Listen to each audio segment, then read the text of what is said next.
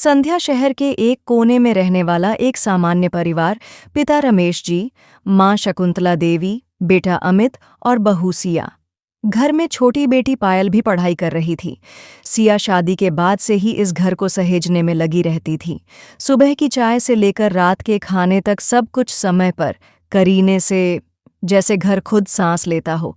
लेकिन कुछ ही महीनों बाद सिया सीढ़ियों से गिरकर पैर में चोट खा बैठी। डॉक्टर ने कम से कम 3 महीने का सख्त आराम बताया।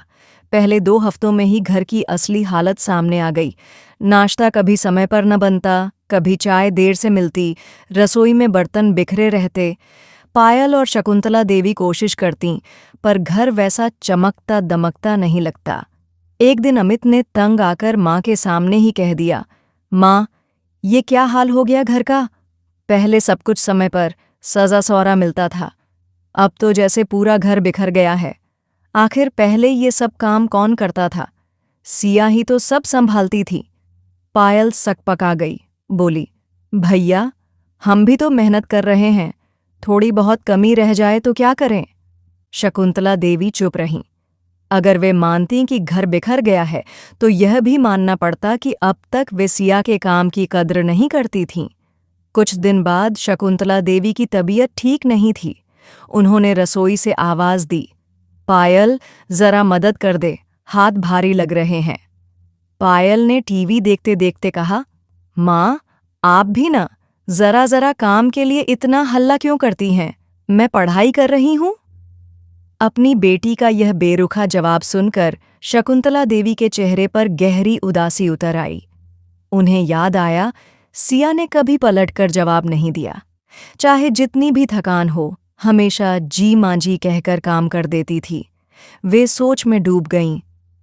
ये बेटियां तो शादी के बाद अपने घर चली जाएंगी, बुढ़ापे में तो बहू ही काम आएगी, वही देखभाल करेगी। फिर क्यों हम इसे पराई समझते रहे? बहू भी तो बेटी ही होती है। उस दिन के बाद शकुंतला देवी का रवैया बदल गया। वे सिया की दवा पानी समय पर देतीं, उसके पास बैठकर बातें करतीं और पायल को भी काम सिखाने लगीं। 3 महीने बाद सिया का प्लास्टर उतर गया।